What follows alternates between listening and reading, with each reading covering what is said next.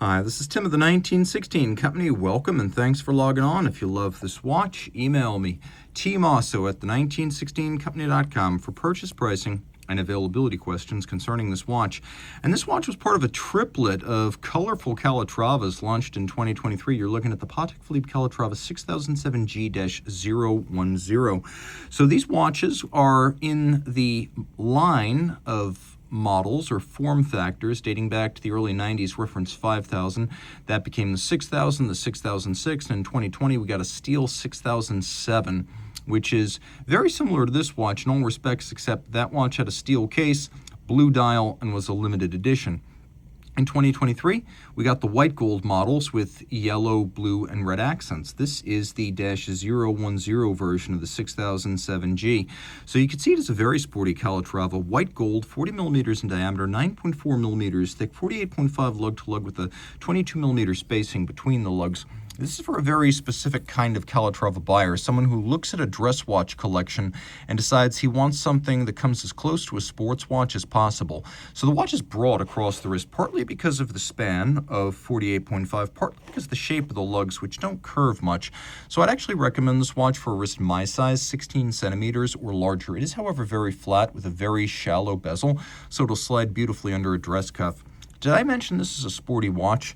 You can see here we actually have calfskin leather, but it's been hot stamped with this carbon-like weave. It is black with a folded edge, a contrasting red stitch, a little bit of bolstering or stuffing to give it some volume, red leather on the bottom. We have Patek's pull-tab spring bars, so you can pop this off the case without tools. Just use your fingernail. A spade-style faceted white gold pin buckle. You can see it is like the watch itself. A Patek Philippe product. Patek makes its own cases and bracelets. Taking a look at the case, remember I recalled the reference 5000 as the direct but distant ancestor of this watch? Well, back in the early 1990s, the 5000, a limited edition and quite small, featured this exact same case profile. Now, over time, the case profile became associated with the off-center seconds. That changed with the steel 6007 in 2020. Today, we retain the form factor. We have a dial that's more clearly based on the 2020 to present 6007. So you've got these radially arrayed white gold numerals. You've got hands, which are actually blackened gold, and if you look carefully, you can see so are the numerals. They have a wonderful gleam and a glint in the light, but we also have quite a bit of luminescence, because remember, this is a very sporty watch. The aesthetic, since at least 2005's reference 6000, and arguably since the original 5000, has always been at least partly automotive influenced. And so you do get the sense that you're looking at maybe a dashboard instrument from a vintage car, but there are other elements here that are winks and nods to automotive enthusiasts.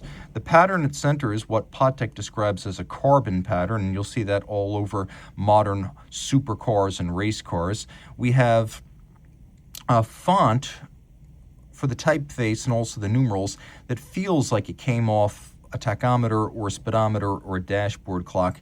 And then if you look, although it's not a chronograph, you could see that there are little seconds hashes on the minute and seconds track outboard, like the racing dial Omegas of the late 60s through 70s, where you have a little bit of the look of a checkered flag in the outermost track, a checkered flag that flies to mark the end of a race.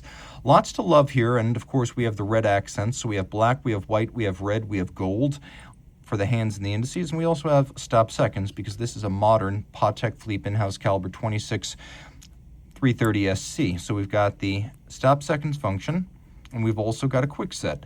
Prior to recent history, I would not have described a push-down crown 30-meter water-resistant watch as swimmable, though Patek Philippe now does. So if that is true, and Patek insists it is, put this on a water-resistant strap, and now maybe, kind of, sort of, it's a sports watch.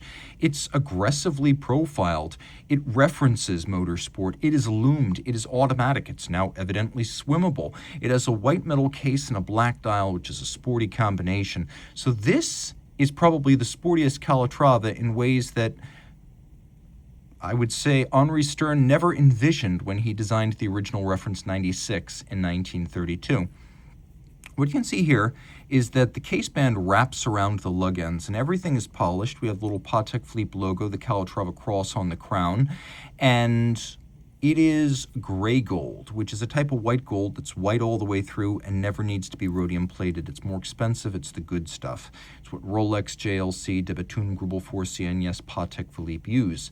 So between hacking and quickset, you might have suspected we got a modern Patek movement in there. Indeed, we do. Unidirectional winding with a 4 hertz beat rate, 30 joules, and a 45-hour power reserve. It is the caliber 2330 SC. So it's 27 millimeters in diameter according to Patek, 3.3 millimeters thick. It's thin, fine. It's an excellent timekeeper, rated at no worse than -1 + 2 seconds per 24 hours from the factory.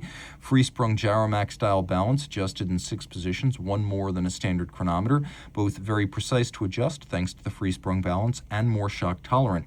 It has the latest generation Spiromax silicone hairspring, which is both anti-magnetic and able to breathe concentrically like an overcoil, despite being a flat hairspring.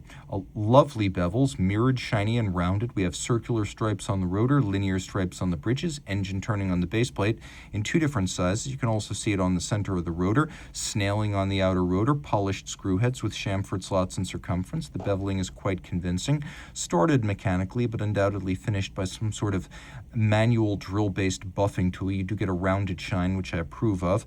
And then you can see that the 3 anchoring points or anchoring posts for the balance cock, those have been polished on their heads rolling around. You can also see that the barrel cover has been solarized, and it is a good looking movement. 6-position adjustment, 30 joules as promised, with 45-hour reserve. If you love this watch, reach out to Team Mosso at the 1916company.com for purchase and pricing details.